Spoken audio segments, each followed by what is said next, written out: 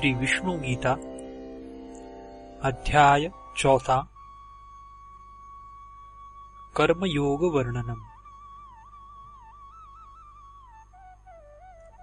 देवतागण बोले, हे देवादिदेव, हे जगद्गुरु, हे करुणा वरुणालय, हे विभो, आपके उपदेश द्वारा हम निर्भय हुए हैं। संसार की सृष्टि का रहस्य, त्रिगुण जनित सृष्टि का विभाग और उसके यथावत ज्ञान के प्राप्त करने के लिए भाव का रहस्य समझकर हम कृतकृत्य हुए। अतः आपकी कृपा से हम किसी भी भय में पतित नहीं होंगे। हे देव, हे प्रभो, अब अपनी असीम कृपा द्वारा हमको उपदेश दीजिए कि सृष्टि का मूल कारण क्या है, क्यों सृष्टि उत्पन्न हुई है, उस सृष्टि का प्रवर्तक कौन है और इसके मूल को निर्मूल करने का स्पष्ट उपाय क्या है। भवरोग की निवृत्ति के लिए ये सब कहिए। श्री महाविष्णु बोले, हे देवगण, अनादि अनंत और जिसके विस्तार की अवधि नहीं है, ऐसा सृष्टि प्रवाह मेरी इच्छा से प्रवाहित रहता है। मैं अपने आनंद को प्रकाशित करने के लिए अपने सत और चिद भाव की सहायता से अपने में से अपनी शक्ति महामाया को प्रकट करता हूँ। और हे देवगण, वही मेरी शक्ति जगत को प्रसव करती है, परंतु संपूर्ण जगत की उत्पत्ति, स्थिति और लयों में भी एकमात्र कारण कर्म ही है, ऐसा जानना चाहिए। जड़ और चेतन भेद से मेरी प्रकृति दो प्रकार की है। चेतनमयी विद्या कहलाती है और जड़ और जड़ा अविद्या कहलाती है। वह त्रिगुणमयी है और त्रिगुणमयी होने से कर्म की उत्पत्ति का कारण बन जाती है, सो जानो। हे देवगण, त्रिगुण परिणाम से ही कर्मों की उत्पत्ति मानी गई है। कर्म के 3 भेद है, उनको जैव, सहज और ऐश कहते हैं। हे विपुल बलशाली देवगण, सहज कर्म द्वारा ब्रह्मांडों को उत्पत्ति, स्थिति और लय क्रम से हुआ करते हैं।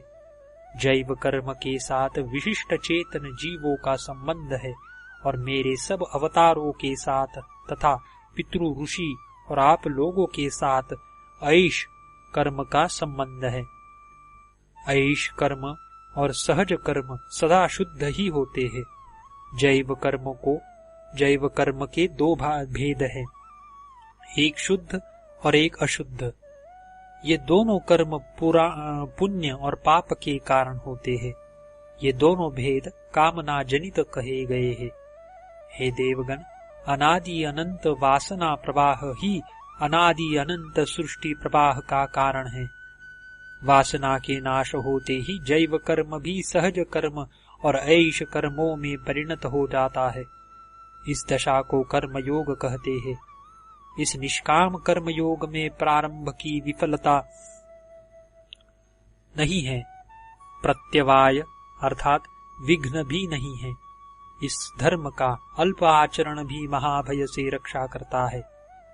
हे यज्ञ भाग भोग करने वालों में श्रेष्ठ देवगण, इस कर्मयोग में व्यवसायात्मिका अर्थात निश्चयात्मिका बुद्धि एक होती है, किंतु अव्यवसायी अर्थात सकाम कर्म करने वालों की बुद्धियां बहुशाखाओं से युक्त और अनंत होती है। हे देवतागण, वेद के अर्थवाद में तत्पर जगत के अतिरिक्त ईश्वर तत्व और कोई नहीं है, इस प्रकार कहने वाले कामात्मा और स्वर्ग सुख की इच्छा करने वाले जो अज्ञानी जीव है, वे जन्म कर्म फलप्रद भोगैश्वर्य प्राप्ति के साधन भूत और यज्ञादि क्रिया विशेष प्राय पुष्पित वाक्य कहते रहते हैं। उन पुष्पित वाक्यों से विचलित चित्त और भोगैश्वर्य में आसक्त व्यक्तियों की व्यवसायात्मिका बुद्धि समाधि के योग्य नहीं है। हे देवतागण, जिस काल में अर्थात काल रूप मार्ग में मरण के पश्चात जाकर योगीगण अनावृत्ति यानी मोक्ष और आवृत्ति यानी संसार में पुनः आगमन प्राप्त होते हैं, उस काल रूप मार्ग का वर्णन करता हूँ। अग्निर्ज्योति अर्थात अर्ची यानी तेज, तेज की सकल अधिष्ठातृ देवताएं, अह अर्थात दिवसाधिष्ठातृ देवता, शुक्ल अर्थात शुक्ल पक्षाधिष्ठातृ देवता, उत्तरायण रूप 6 मास अर्थात उत्तरायणाधिष्ठातृ देवता। इन देवतागण का जो मार्ग है उसमें मृत्यु के बाद जाने वाले ब्रह्मवेत्तागण ब्रह्म को प्राप्त होते हैं। कर्म भोगी यानी मरण के पश्चात धूम, रात्रि, कृष्ण पक्ष और दक्षिणायन 6 मास, इन सबके अधिष्ठातृ देवताओं के पास उत्तरोत्तर जाकर क्रम से चंद्रलोक को प्राप्त करके भोगवसान में पुनः वहां से संसार में आता है। प्रकाशमय अर्चिरादि शुक्लागति एवं तमोमय धूमादि कृष्णागति, जगत के ये 2 मार्ग अनादि रूप से प्रसिद्ध है। इन दोनों में से एक के द्वारा मोक्ष प्राप्त होता है। इन दोनों में से एक के द्वारा मोक्ष प्राप्त होता है और दूसरे के द्वारा पुनः संसार में प्रत्यावृत्ति होती है। कर्म ही शुक्ल और कृष्ण दोनों गति का निस्संदेह कारण है।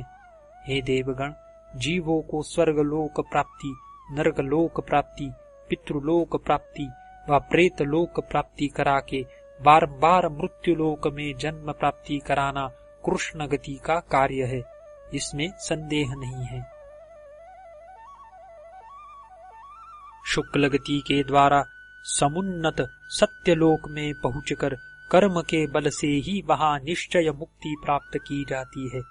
हे देवगण, कृष्ण गति में प्रवृत्ति प्रधान है और शुक्ल गति में निवृत्ति प्रधान कही गई है। इन दोनों गतियों के अतिरिक्त एक तीसरी गति और कही गई है, जिसको सहज गति कहते हैं। जो सहज गति है, देवतागण, आप लोगों के अधिकार से बाहर है। जो धर्म तत्व के जानने वाले आत्मज्ञान में तत्पर मेरे भक्त महापुरुषगण हैं, वे ही इस तीसरी गति को प्राप्त होते हैं। जो वासना का नाश, तत्व ज्ञान लाभ और कर्म योग में रत है, वे जीवन मुक्त गण इस गति को प्राप्त करते हैं। हे देवतागण, कर्म की गति अत्यंत ही दुर्ज्ञेय है। हे देवगण, इसमें एक स्पष्ट उदाहरण सुनो। गांठ का बांधना भी कर्म है और गांठ का खोलना भी कर्म है।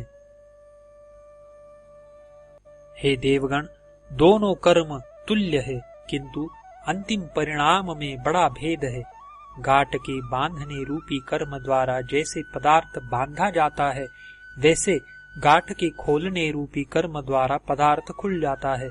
इसी उदाहरण के अनुसार हे देवगण, सकाम और निष्काम कर्म को जानो। लोह निर्मित अथवा स्वर्ण निर्मित किसी प्रकार की भी श्रृंखला हो, वह जीवों को बांधती ही है, इसमें संदेह नहीं।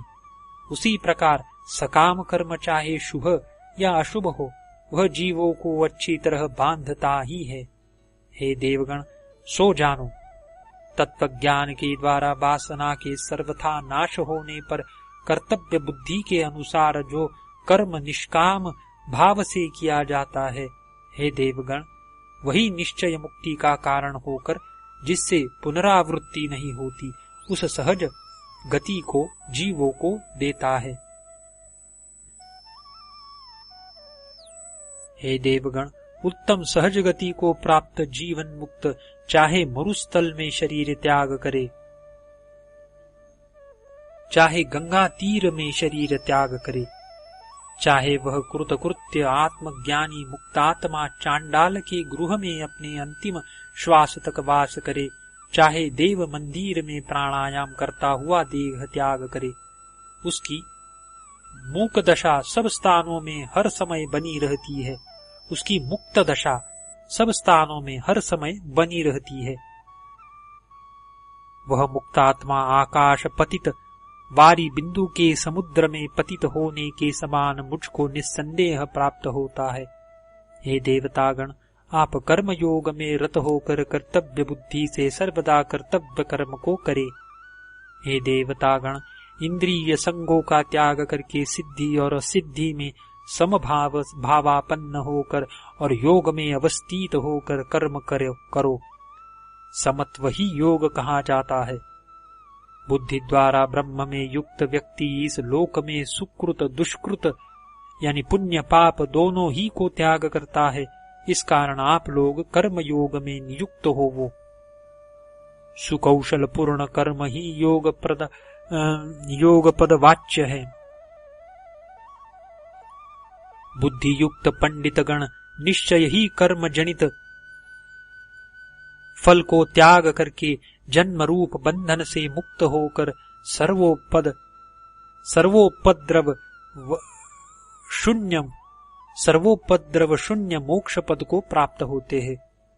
जिस प्रकारे नाना नदियों के द्वारा आपूर्यमान और अचंचल समुद्र में जल प्रवेश करते हैं अर्थात उसमें मिल जाते हैं, उसी प्रकार जिसमें सकल कामनाएं प्रवेश करती है अर्थात लीन होती है, वह शांति को प्राप्त होता है।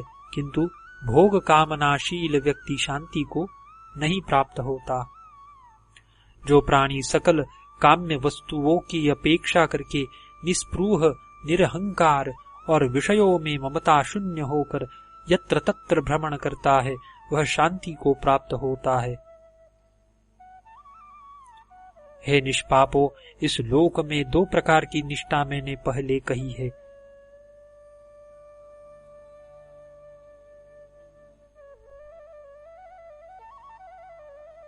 यथा ज्ञान योग द्वारा सांख्यों की और कर्म योग द्वारा योगियों की। कोई साधक कर्म का अनुष्ठान न करके नैष्कर्म्य अवस्था को नहीं पा सकता है, एवं आसक्ति त्याग के बिना केवल संन्यास यानी कर्म त्याग से ही सिद्धि को प्राप्त नहीं होता है।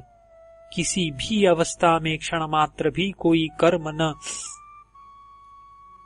न करके नहीं रह सकता है। प्रकृति जनित यानी सत्वादी सब गुण ही अवश्य करके कर्म कराते हैं। जो व्यक्ति कर्मेंद्रियों को संयत करके मन में इंद्रियों के सकल विषयों को स्मरण करता रहता है, उस विमूढ़ आत्मा को कपटाचारी कहते हैं। किंतु हे देवतागण, जो मन द्वारा इंद्रियों को संयत करके कर्मेंद्रियों से कर्म योग का अनुष्ठान करता है, फल कामनाहीन वह व्यक्ति विशिष्ट है अर्थात प्रशंसा योग्य है। आप लोग अवश्य कर्तव्य कर्म करो, क्योंकि कर्म न करने से कर्म करना श्रेष्ठ है। कर्मों का त्याग करने से आप लोगों का शरीर यात्रा निर्वाह भी नहीं होगा। हे देवतागण, यज्ञार्थ कर्मों के अतिरिक्त कर्म करने पर इस लोक में कर्म बंधन होता है। अतएव यज्ञ के लक्ष्य से निष्काम होकर कर्मों को करो। किंतु जो साधक आत्मा में ही रत है, आत्मा में ही तृप्त है और आत्मा में ही संतुष्ट रहता है, उसके लिए कुछ भी कर्तव्य नहीं है। इस लोक में किए हुए कर्म द्वारा उसको पुण्य भी नहीं होता है और न करने से कोई पाप भी नहीं होता है। एवं सकल भूतों में स्थित ऐहिक या पारत्रिक कोई भी विषय उसके लिए आश्रयनीय नहीं है। अतः आप लोग फलासक्ति शून्य होकर सर्वदा अवश्य कर्तव्य कर्मों का अनुष्ठान करो, क्योंकि अनासक्त होकर कर्म करने से साधक मोक्ष को प्राप्त होता है। हे देवतागण, साधक गण कर्म के द्वारा ही संसिद्धि अर्थात ज्ञान प्राप्त हुए हैं। सब लोगों को अपने अपने धर्म में प्रवर्तित करने के विषय का लक्ष्य रखकर भी कर्म करना उचित है।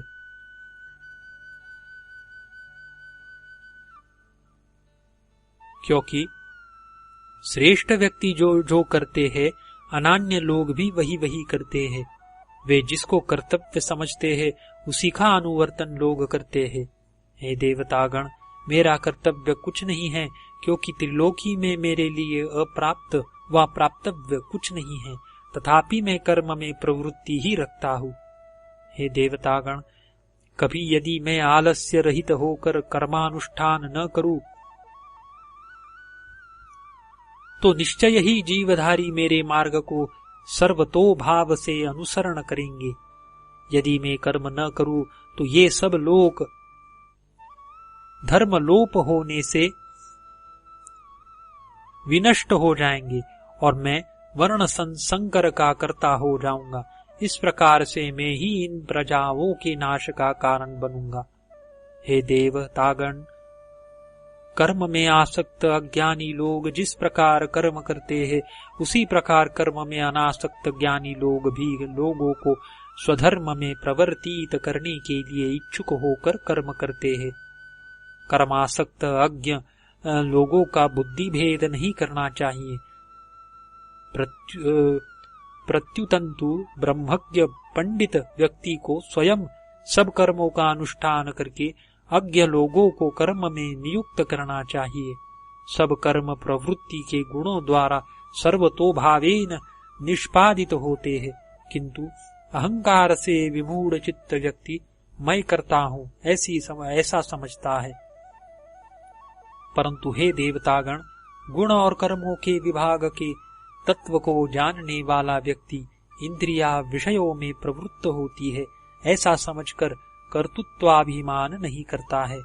प्रकृति के सत्वादि त्रिगुणों से मोहित होकर जो इंद्रियों में और इंद्रियों के कार्यों में आसक्त होते हैं, सर्वज्ञ व्यक्ति उन मंदमती अज्ञ लोगों को विचलित न करे।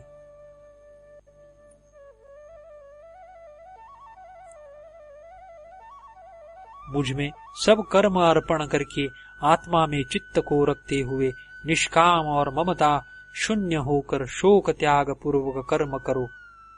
जो साधक मेरे इस सिद्धांत के अनुसार श्रद्धावान और दोष दृष्टि विहीन होते हुए कर्म को नित्य करते रहते हैं, वे कर्म करने वाले होने पर भी कर्मों से मुक्त रहते हैं। किंतु जो केवल दोष दर्शन करते हुए मेरे इस सिद्धांत के अनुसार कर्मानुष्ठान नहीं करते हैं, उन विवेकहीनों को सर्वज्ञान विमूढ़ और नष्ट जानो। ज्ञानवान भी अपनी प्रकृति के अनुसार कर्म करता है और प्राणी मात्र ही अपनी प्रकृति का अनुसरण करते हैं। अतः इंद्रियों का निग्रह क्या करेगा? प्रत्येक इंद्रिय का अपने अपने अनुकूल विषय में अनुराग और प्रतिकूल विषय में द्वेष अवश्य होता है। अतएव इन दोनों के वश में नहीं होना चाहिए, क्योंकि ये दोनों मुमुक्षु के प्रतिपक्षी है। सुचारु रूप से अनुष्ठित परधर्म की अपेक्षा दोष सहित स्वधर्म श्रेष्ठ है। अपने धर्म में स्थित रहते हुए मरना भी अच्छा है, किंतु परधर्म भयोत्पादक है। मुझको सकल कर्म आसक्त नहीं कर सकते एवं कर्म फल में मेरी स्पृहा नहीं है। इस प्रकार जो मुझको जानता है वह कर्म में बद्ध नहीं होता है। इस प्रकार जानकर पूर्वकालीन मुमुक्षुओं ने भी कर्म किया है। अतः आप लोग भी पुरा काल के मुमुक्षुओं द्वारा पूर्व काल में कृत कर्म को ही करो। कर्म क्या है और अकर्म क्या है, इस विषय में विवेकी लोग भी मोहित होते हैं। अतएव जिससे जानने से आप लोग अशुभ अर्थात कर्मासक्ति से मुक्त होंगे, उस कर्म को मैं कहता हूँ। कर्म अर्थात निष्काम कर्म का रहस्य भी जानने योग्य है। विकर्म अर्थात सकाम कर्म का रहस्य भी जानने योग्य है। और अकर्म अर्थात कर्माभाव का भी रहस्य जानने योग्य है, क्योंकि कर्म की गति अति गहन है। जो निष्काम कर्म में कर्माभाव देखता है और कर्म रहित अवस्था में जो कर्म का होना देखता है, वह साधकों में बुद्धिमान है और वह सब कर्म करते रहने पर भी मुझ में युक्त है। जिसके सब कर्म कामना और संकल्प से रहित है, ज्ञानी लोग उस ज्ञानाग्नि के द्वारा दग्ध कर्मा व्यक्ति को पंडित कहते हैं। वह कर्म और कर्म फल पर आसक्ति रहित होकर नित्यानंद में तृप्त और निर्वलंबन होकर कर्म में प्रवृत्त रहने पर भी कुछ भी नहीं करता है। जो शरीर के द्वारा केवल नाम मात्र के लिए कर्म करता है, वह निष्काम यतचित्तात्मा और त्यक्त सर्व परिग्रह होने के कारण पाप को प्राप्त नहीं होता, एवं वह यदृच्छालाभ में संतुष्ट, द्वंद्वातीत, शत्रुता शून्य और सिद्धि और असिद्धि में हर्ष विषाद शून्य होने के कारण कर्म करने पर भी बद्ध नहीं होता है। निष्काम, सर्वबंधन मुक्त, ज्ञान में अवस्थित चित्त और यज्ञ के लक्ष्य से कर्म करने वाले व्यक्ति के सब कर्म विलय को प्राप्त हो जाते हैं।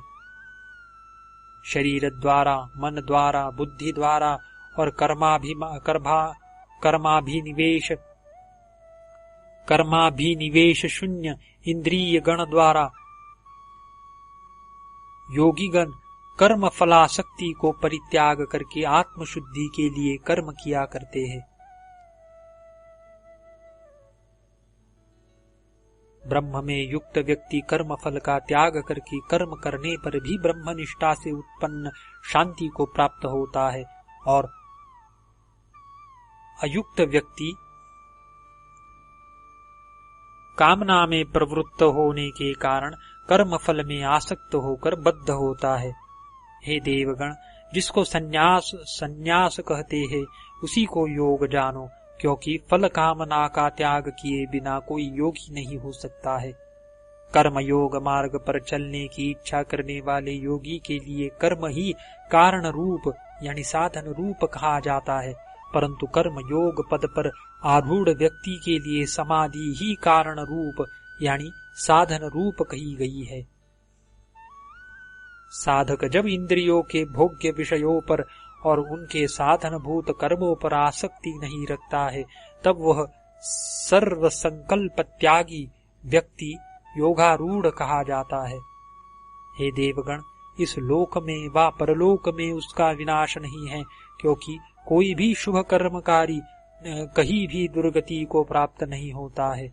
योग भ्रष्ट व्यक्ति पुण्यात्माओं के लोकों को प्राप्त होकर और वहां बहुत वर्षों तक सुख भोग करके पवित्र आत्मा श्रीमानों के घर में जन्म ग्रहण करता है, अथवा ज्ञानी योगियों के वंश में वह जन्म ग्रहण करता है। ऐसा जन्म होना जगत में निश्चय ही दुर्लभतर है। हे देवगण, वह उक्त दोनों प्रकार के जन्मों में ही पूर्व जन्म में उत्पन्न ब्रह्म विषयक बुद्धि संयोग को प्राप्त करता है और मोक्ष के विषय में अधिक प्रयत्न करता है। पूर्व जन्म का अभ्यास ही उसको अवश्य करके ब्रह्मनिष्ठ बना देता है, क्योंकि योग के स्वरूप को जानने की इच्छा करने वाला व्यक्ति भी वेद के शब्द संबंधी स्वरूप को अतिक्रमण कर जाता है, और प्रयत्न पूर्वक साधन करने वाला योगी पाप रहित होकर अनेक जन्मों में योग सिद्ध होकर तत्पश्चात परम गति को प्राप्त होता है। शरीरांत के समय मुझको स्मरण करते करते जो देह त्याग करता है, वह मेरे भाव को प्राप्त होता है, इसमें कोई संदेह नहीं। देहांत के समय जिस भाव का स्मरण करते करते वह योगी देह त्याग करता है, हे देवतागण, सर्वदा उसी भावना में चित्त के स्थित रहने के कारण उसी भाव को ही प्राप्त होता है। मेरी सम्मति में योगी तपस्वियों से भी श्रेष्ठ है, ज्ञानियों से भी श्रेष्ठ है, और कर्मनिष्ठ व्यक्तियों से भी श्रेष्ठ है। अतएव आप लोग योगी होवे। कर्म करने में ही आप लोगों का अधिकार है, फलेच्छा आप लोगों को कभी न हो। न आप लोग कर्म फल की प्राप्ति के कारण बनना, न आप लोग कर्म फल की प्राप्ति के कारण बनना, और न सकाम कर्मों में आप लोगों की प्रवृत्ति होनी चाहिए। वेद पाठ करने से, यज्ञ करने से, तपस्या करने से और दान करने से जो पुण्य कहा गया है, इस कर्मयोग के रहस्य को जान लेने से योगी उन सब पुण्य फलों को अतिक्रमण करता है और जगत के मूलभूत परम पद को प्राप्त करता है। इति श्री विष्णु गीता सुपनिषत्सु ब्रह्म विद्यायां योग शास्त्रे देव महाविष्णु संवादे कर्मयोग वर्णनम नाम चतुर्थोऽध्यायः।